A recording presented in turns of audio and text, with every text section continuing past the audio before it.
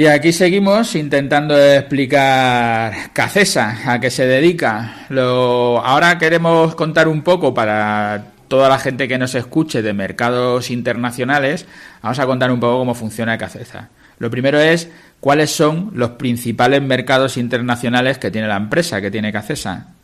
Nosotros de entrada, por cercanía y por antigüedad, los mercados internacionales a los que accedemos con más facilidad es a la Comunidad Económica Europea, o sea, y dentro de la Comunidad Económica Europea los países que hacen frontera con nosotros, lógicamente, Portugal, Francia, Alemania, Italia, todos estos países, pues bueno, nos solemos vender bastante. Luego también vendemos mucho a Latinoamérica, pues es por la cercanía del idioma y por las rutas marítimas y aéreas que son más o menos cercanas, mucho más que los países de Asia. También tocamos mucho el norte de África, Marruecos, Argelia, Egipto, Mauritania, Turquía, Irak, Irán. Todos esos países los vendemos con relativa asiduidad. Y también algún país de la Europa del Este y pegados al norte de Europa, como por ejemplo Noruega, tenemos unos buenos clientes, algo en Finlandia, Rusia también, Kazajstán, y luego otro mercado también muy muy fuerte que tenemos es Pakistán. Y bueno, básicamente eso es los países que exportamos. También se vende, bueno, como he dicho, a Latinoamérica, incluyendo México, donde bueno, pues es un mercado bastante interesante. República Dominicana también se vende algo. Bueno, eso es nuestro mercado internacional. En todos estos países que nos citas, tanto de Centroamérica, América del Sur, todo lo que está ahí pegado a Europa del Este, toda esa parte, ¿en qué sitios, en qué países, a todos estos que exportáis, tenéis representantes locales o todo lo atendéis de la central? Pues nosotros tenemos un departamento de exportación que para algunos países, sobre todo de habla inglesa, los lleva una persona que es, digamos, un comercial, y luego el resto de los países normalmente los atendemos desde España. No tenemos desde la central de nuestro domicilio. Nunca hemos pensado en abrir oficinas y tal, aunque eso bien es verdad que en algunos países digamos que te obligan un poco para vender, pues que hagas una oficina, un negocio a medias con gente local, por ejemplo. En la India no entramos por eso, y en otros muchos países, Turquía y ciertos países en los que es obligado. Entonces, bueno, nosotros de momento lo atendemos todo desde la central de Madrid. Ahora te pregunto, para saber, nos estás contando de los países, nos dices que tenéis a alguien que habla inglés para poder atender a muchos de estos, pero ¿nos puedes dar ejemplos de proyectos importantes realizados en el extranjero? Dinos algún país concreto, con algún proyecto concreto. Así a priori se me ocurren dos proyectos importantes a los que hemos tenido opción de vender, sobre todo, bueno, Junta de Hidratación fuera de España. Creo recordar el aeropuerto de La Habana hicimos un montón de juntas de dilatación. Luego hemos también hecho bastantes apoyos del Tren Maya de México. En Colombia también hemos hecho proyectos, pero no me acuerdo el nombre de los proyectos. Bueno. Creo que fue en Kuwait, la Red Line, la línea roja, también hemos hecho muchos apoyos. Y bueno, pues así a voz de pronto no me acuerdo de ninguno más. Argelia hemos vendido muchísimas juntas, lo que pasa es que, bueno, no te sé decir a qué proyecto. Y Pakistán también, muchísimas juntas y apoyos, y bueno, pues autopistas que han hecho por ahí. Cuando vendéis, como estamos hablando, Pakistán o Colombia, ¿qué garantías o qué soporte postventa tenéis para que ofrecéis a estos clientes internacionales?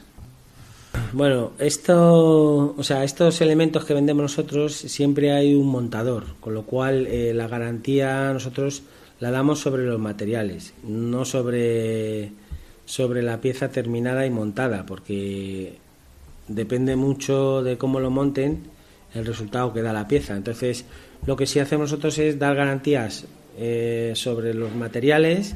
Damos garantía de durabilidad de la pieza terminada y bien montada de unos años, de 10 años creo que es lo habitual.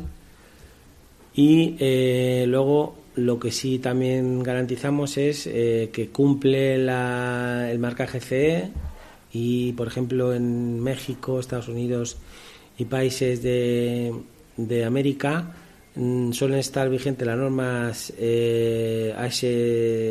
También tengo una normativa distinta que también se formula y se compran los materiales para certificar que estamos dentro de esa normativa.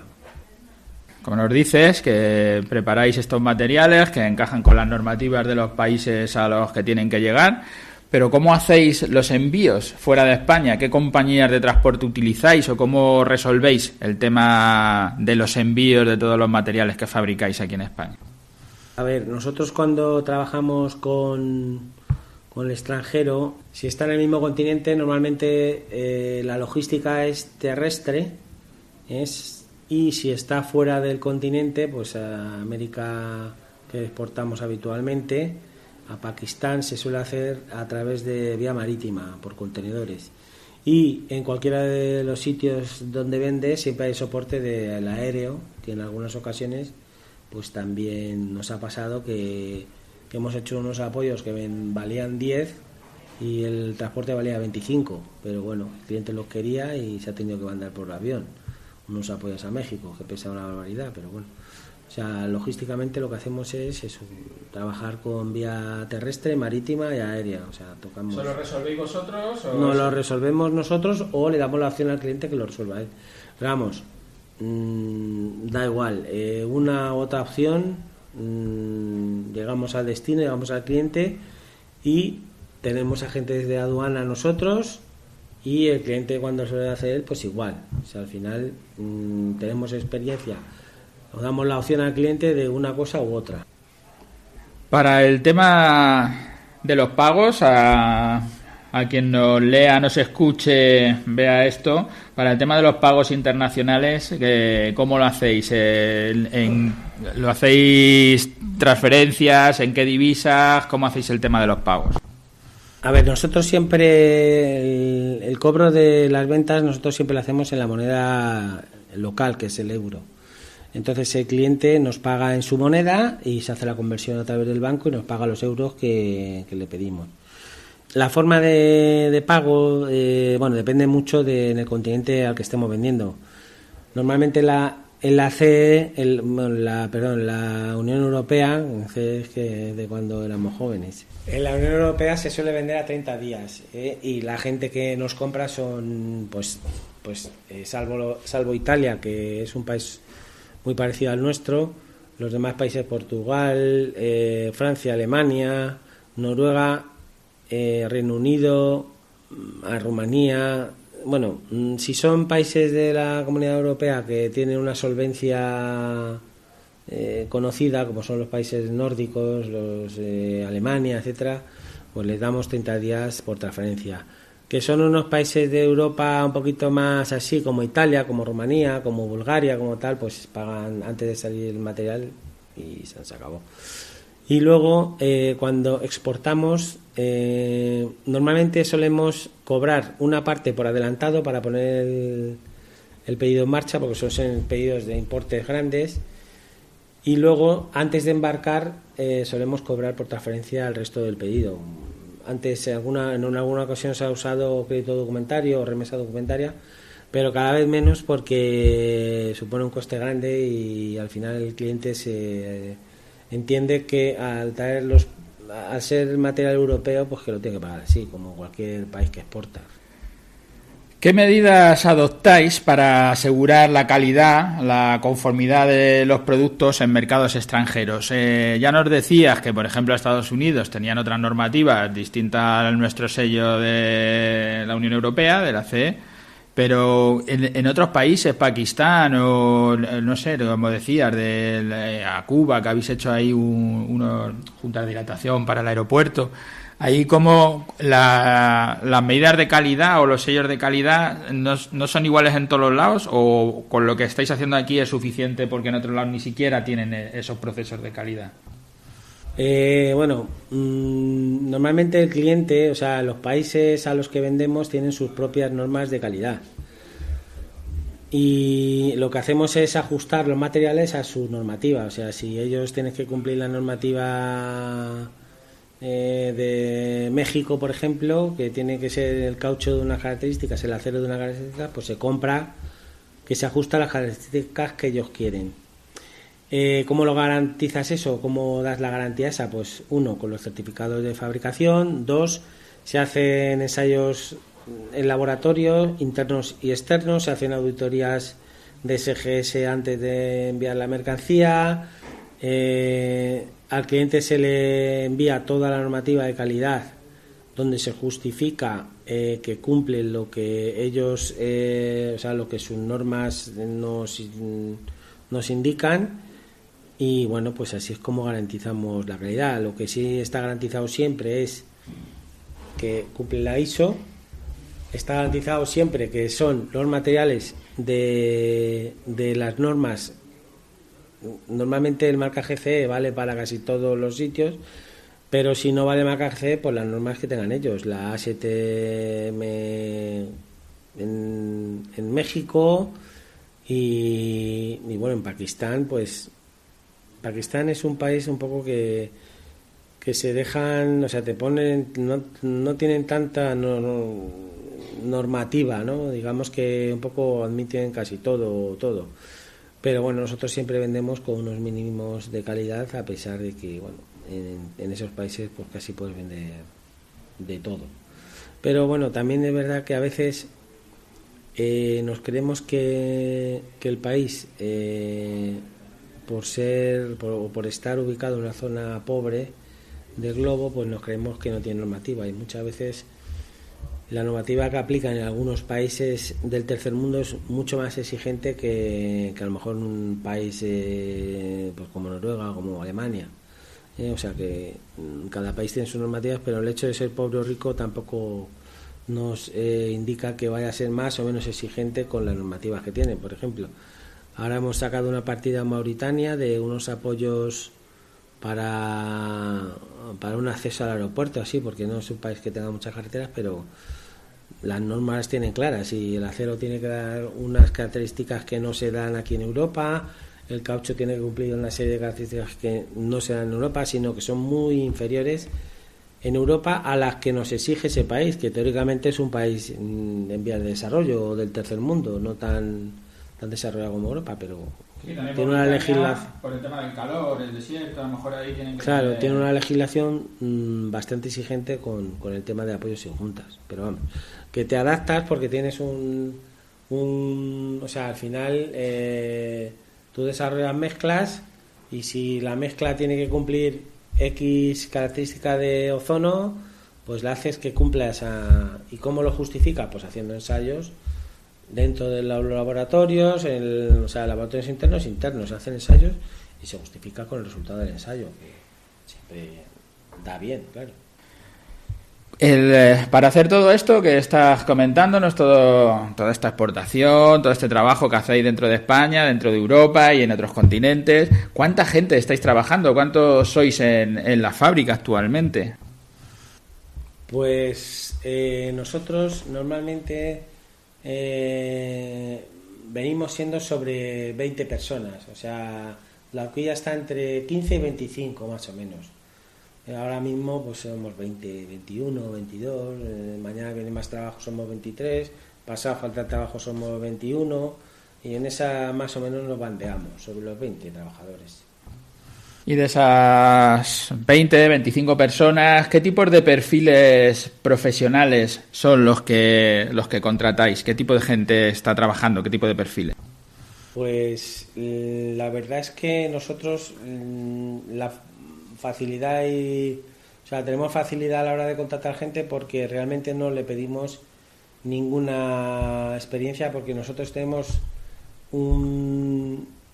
como nuestra empresa es una empresa muy especializada, no viene gente preparada de las universidades, entonces cogemos a casi cualquiera que tenga ganas de trabajar y lo que hacemos es enseñarle dentro de la empresa cómo se hacen las cosas, los procesos, a rellenar los papeles, y bueno, luego en la oficina lógicamente pues que tengan nociones de ofimática, etcétera, pues hombre, todo viene, algún idioma, todo eso viene bien, pero vamos, no tenemos gente cualificada con mucha exigencia de titulación.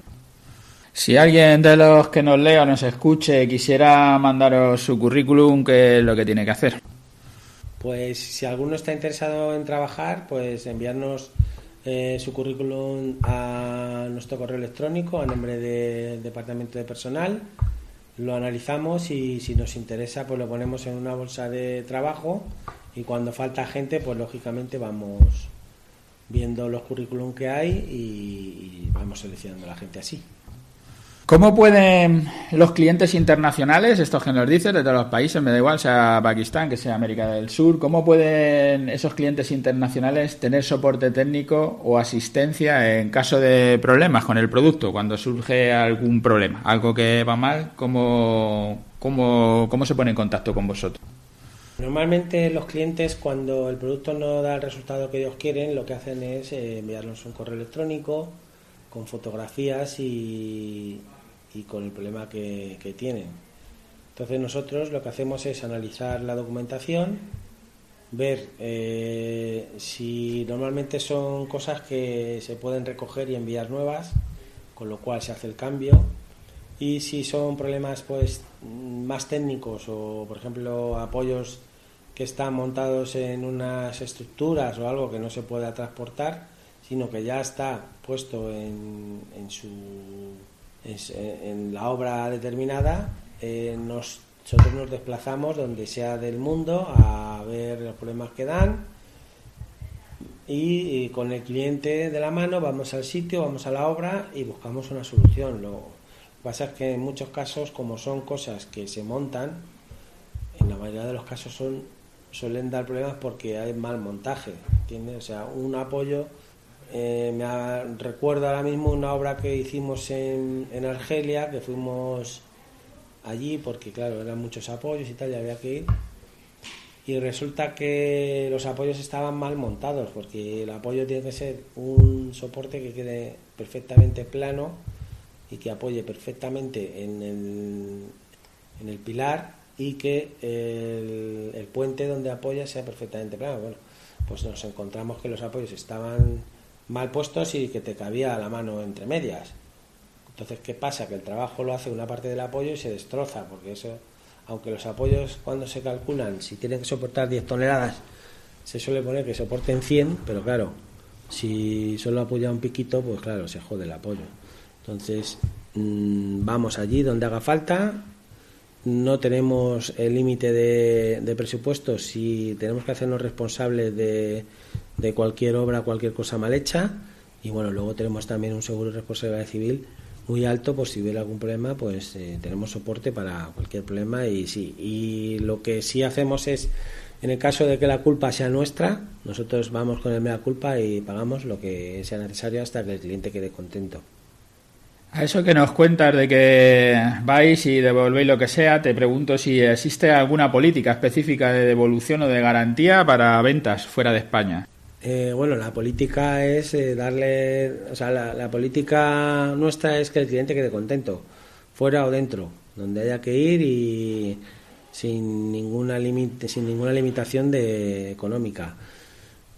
Entonces, bueno, pues lo que hacemos es eso, atender a los clientes donde sea, ir para allá, verlo con ellos y sin límite ninguno de presupuesto. Antes nos has hablado, cuando hablábamos de los transportes, que vosotros tenéis fórmula para hacerlo marítimo, terrestre o aéreo, lo que sea, pero nos hablabas ya de las regulaciones de aduanas y qué procedimientos seguís para cumplir con las regulaciones aduaneras, con la importación en los diferentes países. Pues el procedimiento o sea, con las regulaciones aduaneras normalmente los transitarios, o sea, las agencias de transporte ya tienen ellos sus propios agentes de aduanas, con lo cual a ti lo que te hacen es te dan un precio de la mercancía puesta en el cliente. Lógicamente, pues bueno, lo que haces es los documentos que se emiten cuando haces una exportación, pues los tienes que rellenar, los tienes que revisar que se adapten a lo que has vendido y ya está. Y una vez revisado lo que pongan los datos correctos de la venta, pues lo demás es una cosa que la gente de aduanas, bien contratado por nuestra agencia o bien contratado por la agencia del cliente, lo solucionan, con lo cual nosotros tampoco entramos mucho, salvo los papeles. Hemos hablado también del idioma y cómo manejáis, decís que tenéis una persona que habla inglés, que le tenéis en la oficina, supongo que muchos de vosotros podréis entenderos, pero cómo se manejan esas diferencias de idiomas en la comunicación, tanto en el soporte al cliente como en el soporte técnico, cuando hablas de que tenéis que ir a ver alguna cosa al cliente que no habla español. Pues normalmente cuando estamos en la oficina y tenemos que atender a clientes que no hablan español, pues usamos las herramientas que nos ofrece Internet. Y bueno, tenemos algún técnico que habla algún idioma y cuando el cliente llama por teléfono, pues solemos pasárselo a la misma persona que resuelve resuelve el tema de comunicación. Cuando viajamos fuera, vamos con nuestra agente de ventas de exterior que sabe hablar francés y inglés bien, y en algún caso que hemos ido a algún país, pues no sé, me acuerdo a Finlandia, recuerdo hace poco a Kazajstán, pues normalmente vamos con un intérprete que nos acompaña en el viaje y es el que habla la lengua local. Y bueno, pues nos da soporte para podernos comunicar mejor con los clientes que vamos a visitar.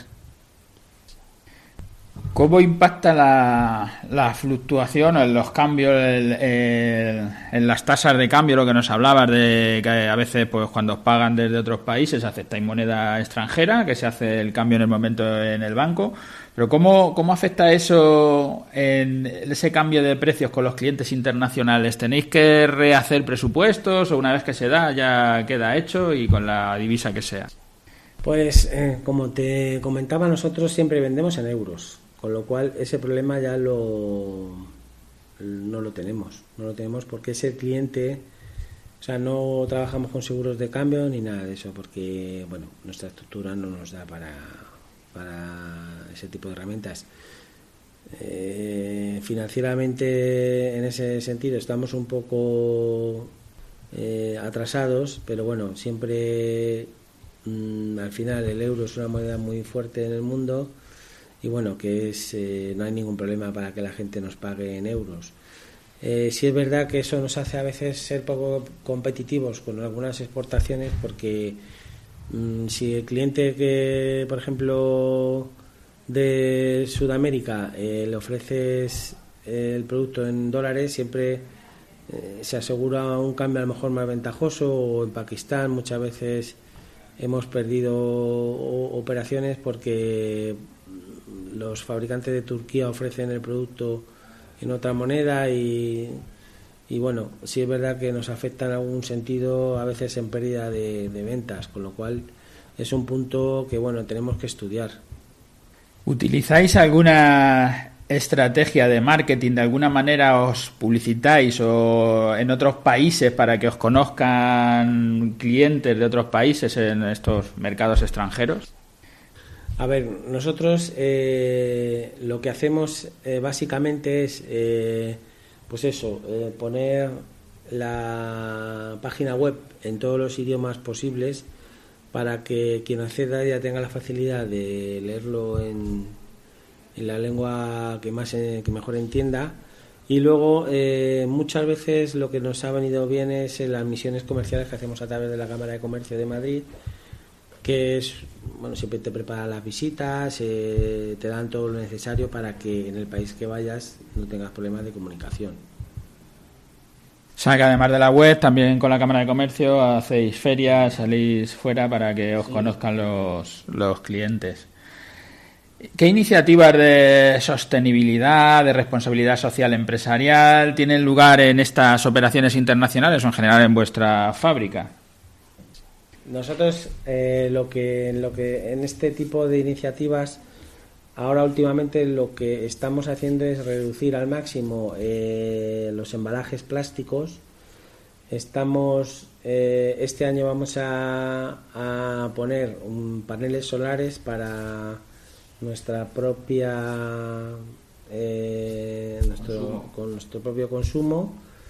Y a nivel social, pues la verdad es que es un capítulo que estamos pendientes de ponerlo en marcha, pero bueno, que si todo funciona por la línea adecuada, pues hombre, algún día sí es una cosa que nos gustaría.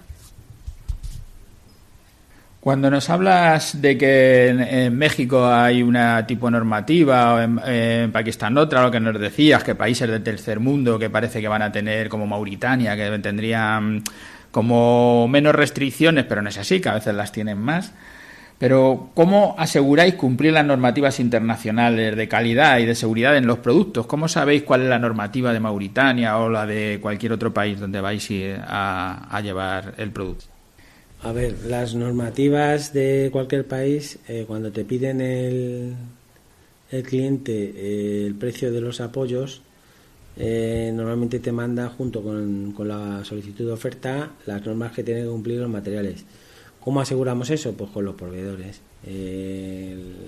Cuando te ponen unos valores que tiene que cumplir el acero, pues busca la calidad de acero que se ajusta a esos valores, y cuando te ponen una mezcla que tiene que cumplir unas características, pues compras la mezcla que cumple esas características. ¿Y cómo aseguras eso? Pues con los certificados de calidad que emite el fabricante del acero y con los certificados de calidad que emite el fabricante del caucho. Y luego, una vez vulcanizado el apoyo, fabricado la pieza o eso, pues ya el resto de las características se hacen ensayos físicos en nuestro laboratorio interno. Se hacen ensayos físicos con muestras físicas en los laboratorios donde quiere el cliente que lo hagamos, porque si, por ejemplo, en México hay parte de los ensayos que te obligan a hacerlos ahí en su país, pues vas y se hacen en su país para que cumpla las normativas físicas del apoyo terminado y que esté comprobado ahí en su país, joder, ¿no? ¿Cuál es el proceso o cómo hacéis para el control de calidad de los pedidos internacionales? Antes del envío nos estás contando, pero ya una vez que lo habéis enviado, ¿vosotros tenéis algún seguimiento para saber que vuestros materiales están bien instalados o si el cliente está satisfecho, o cómo controláis eso? Bueno, una vez, la venta nuestra, como va sin montaje, una vez el producto sale de nuestros almacenes, ya va con todas las garantías que se han contratado previamente. Allí en obra y eso no hacemos ningún tipo de garantía, porque es un producto que se ajusta a un plano, unas características físicas, técnicas, que ya están comprobadas y contrastadas, y a partir de ahí el montaje no depende de nosotros, con lo cual no podemos, no garantizamos nada más allá, salvo una garantía de durabilidad, siempre y cuando el montaje sea el adecuado. Otras veces que hemos estado hablando te preguntaba sobre cómo se eligen los materiales, que suele ser el ingeniero el que lo elija, pero ¿tenéis alguna forma, algún recurso en la web, de alguna manera de que alguien que no esté muy experimentado pueda obtener una respuesta a qué material necesito, o siempre pasa porque hable con alguno de vuestros técnicos, contigo, con alguno de los expertos, para que le aconseje? Y si es fuera de España, tiene que hacer lo mismo, tendría que llamaros porque no tenéis un recurso en la web para poder responder esas preguntas. Pues no, eso siempre tiene que, En la web hay una serie de planos, una serie de medidas, una serie de tablas que están publicadas, que eso puede darte una idea de que esa pieza, ese apoyo o esa junta de dilatación puede servir en el espacio físico que queda en el plano, en la carretera, donde sea. Pero claro, más allá de eso, más allá de lo que es que quepa la junta en su hueco, no se puede dar sino un soporte técnico, o sea, cuánto este apoyo, cuánto carga o cuánto la junta, que eso no está publicado. O sea, bueno, si hay algún dato técnico, por ejemplo, la junta de dilatación pues tiene un movimiento de abertura, eso está publicado.